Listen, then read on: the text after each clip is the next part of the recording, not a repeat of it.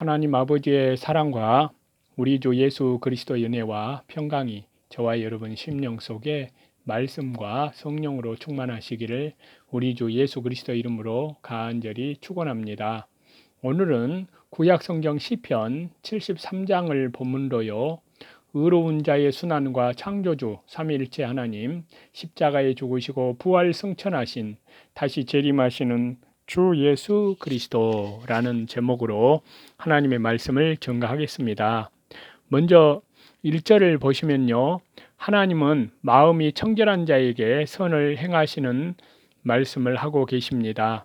하나님이 참으로 이스라엘 중 마음이 정결한 자에게 선을 행하시나니, 정결한 자는 회개하고 죄를 떠나 성결한 생활을 하는 자를 가리키는데요. 하나님은 이런 사람에게 선을 행하시고 복을 베풀어 주십니다.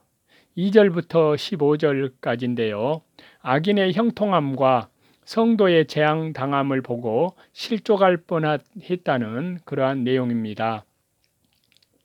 그래서 나는 거의 실족할 뻔하였고 내 걸음이 미끄러질 뻔하였으니 이는 내가 악인의 형통함을 보고 오만한 자를 질시하였음이로다.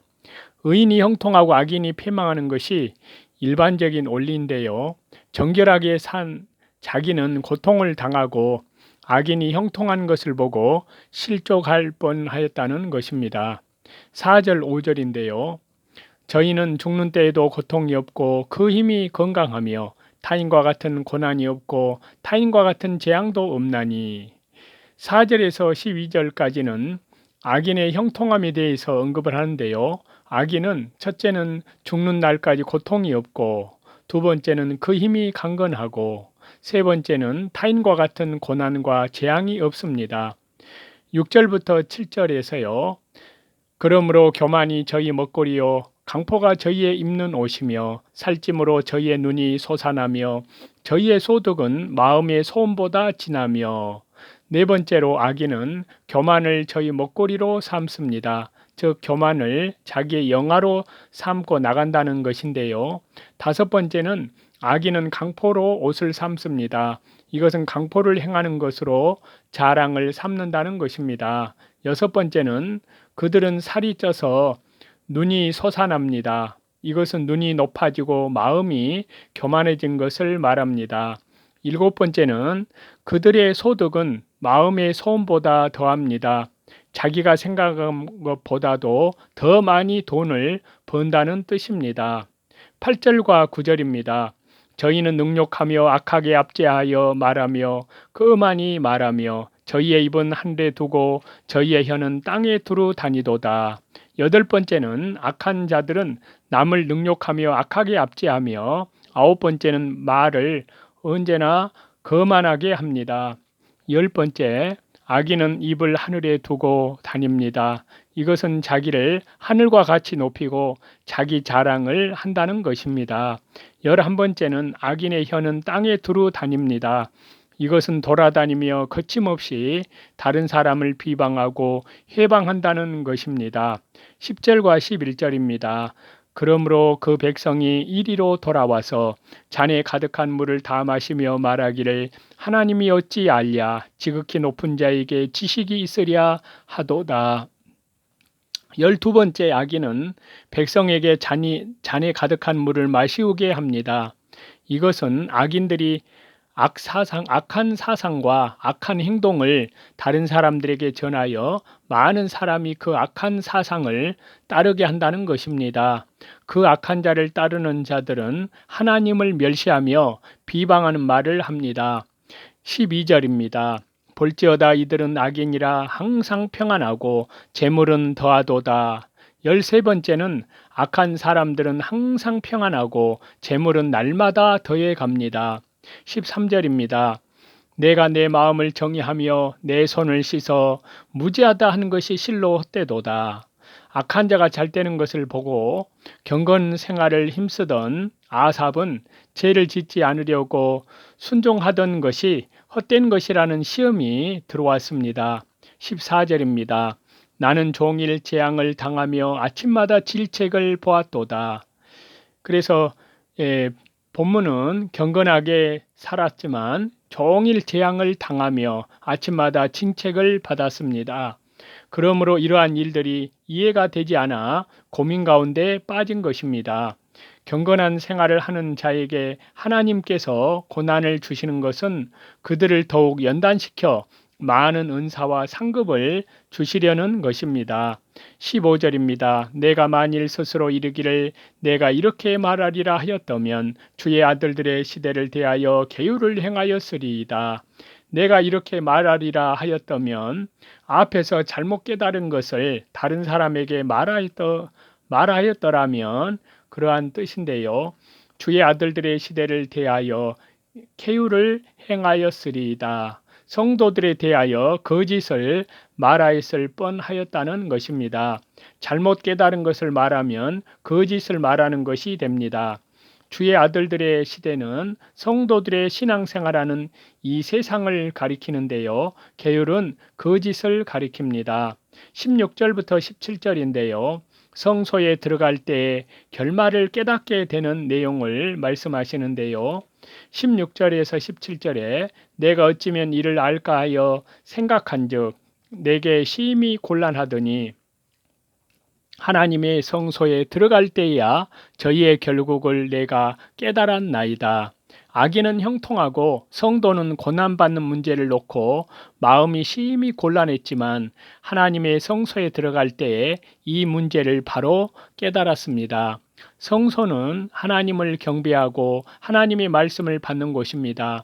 성도가 신령한 성소에 들어갈 때에야 모든 문제를 밝히 깨닫게 됩니다. 성도가 영적 세계에 들어가고 말씀을 올바로 깨달을 때에야 모든 어려운 문제가 해결이 됩니다. 18절에서 20절인데요. 하나님께서 악인을 졸지에 심판하시는 내용인데요.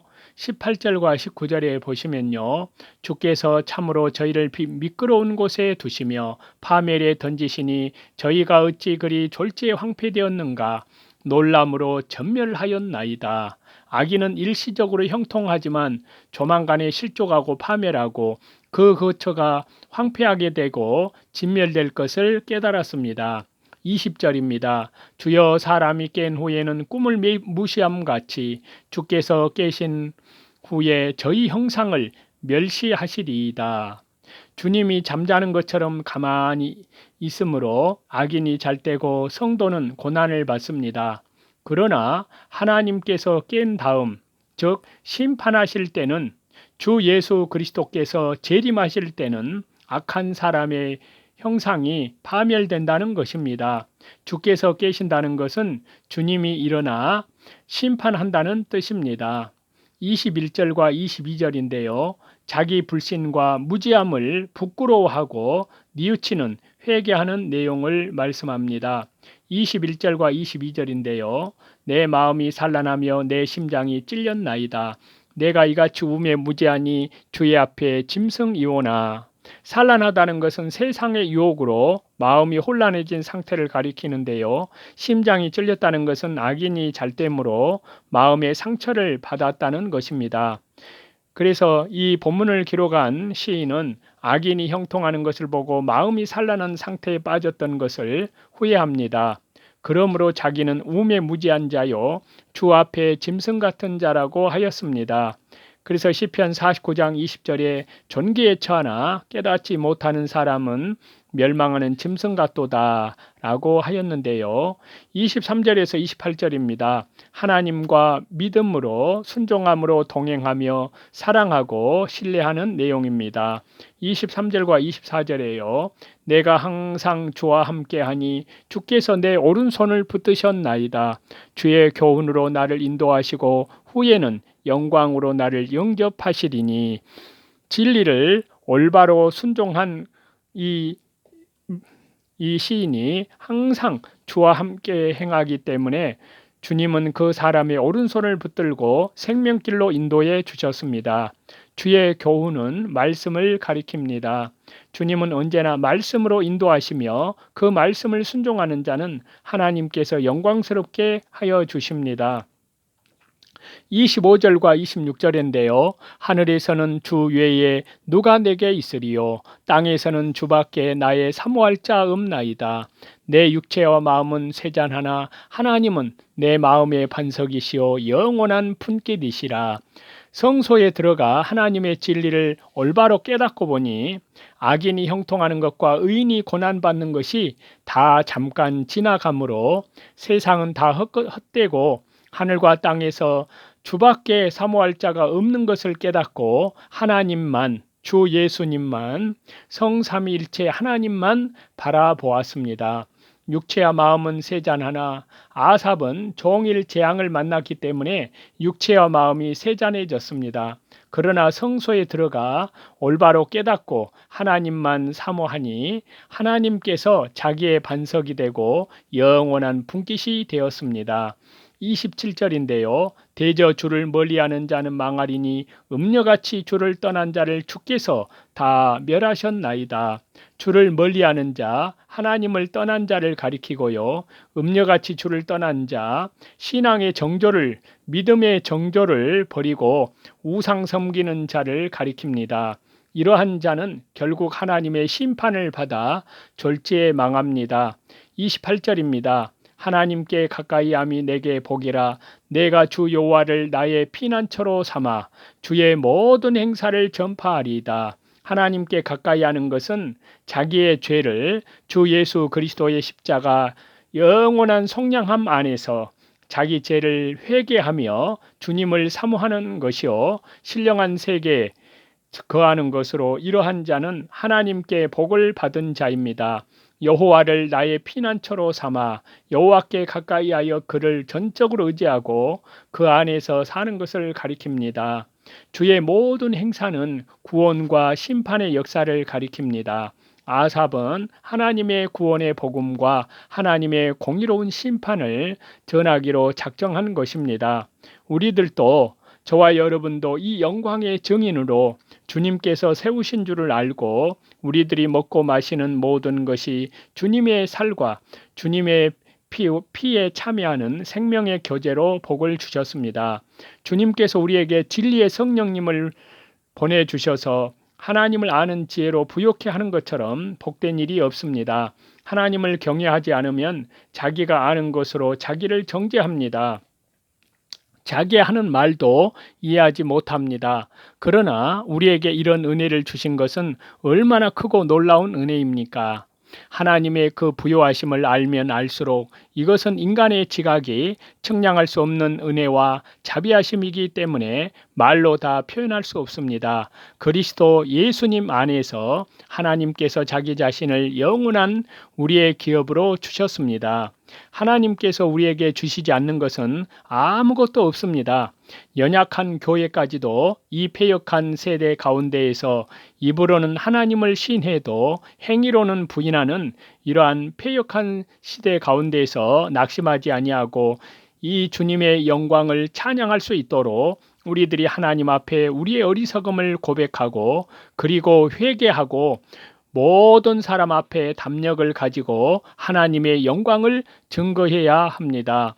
우리들이 코로나와 같은 짐승, 적그리스도 시대에 접어든 환난 시대, 우리 주님, 주 예수님 재림 직전 시대에 접어들었기 때문에 그리스도의 순결한 신부로 말씀과 기도로 깨어 일어나는 저와 여러분이 다 되시기를 다시 재림하시는 우리 주 예수 그리스도 이름으로 간절히 축원합니다.